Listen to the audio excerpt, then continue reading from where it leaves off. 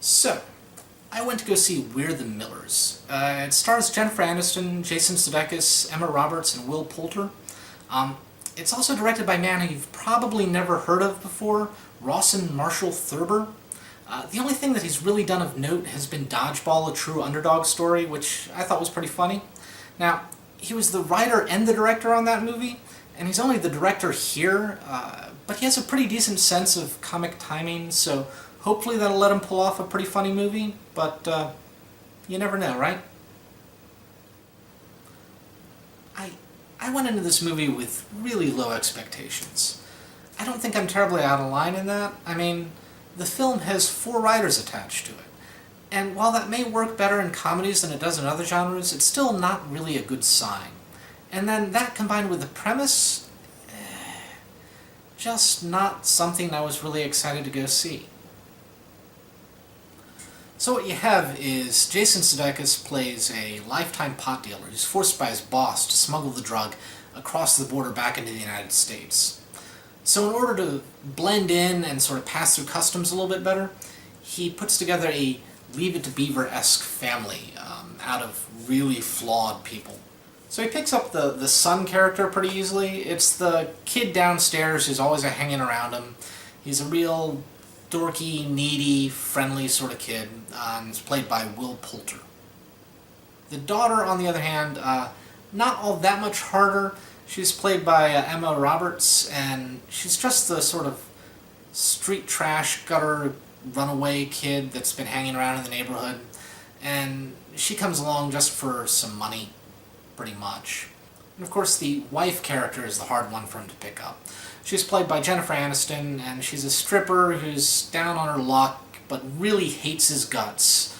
But she comes anyway for a considerable amount of money.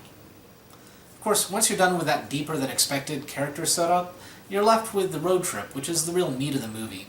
And once there, it's just really predictable. Nothing happens out of line, nothing is surprising, nothing is really terribly interesting.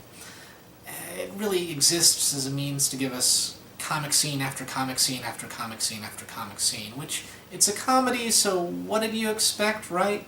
But that only really works if it's consistently funny, which it really isn't here. It's too scattershot to really hit home all the time. You go from that sort of awkward Meet the Fockers-ish kind of unpleasant comedy to sexual, raunchy humor, which is really unsurprising given one of the characters is a stripper, right? But then there's also this undercurrent of just mean, cruel, almost black comedy sort of humor, just really dark humor, which maybe I'm not a very good person, but I generally usually like, so I had a pretty decent time with the jokes in this movie. Not all of them. I don't like that awkward sort of humor, and the raunchiness is, it leaves me flat usually.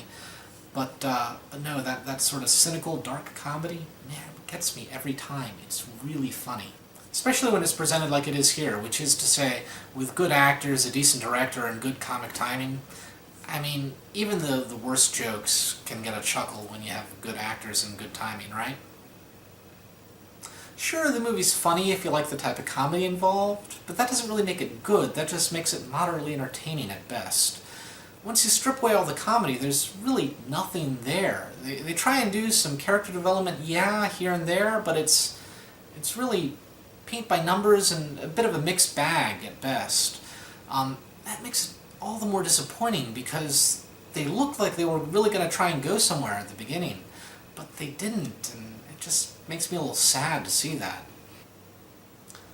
I hesitate to recommend this movie for anyone who doesn't like the types of comedy involved, because if you don't find this sort of thing funny, you're going to be bored at best or offended at worst, and who wants to spend money on something like that, right?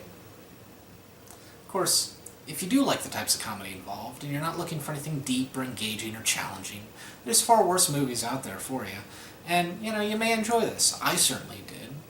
Now, if you see it and you liked it, or if you see it and you didn't like it, please let me know. Until next time, folks, enjoy film.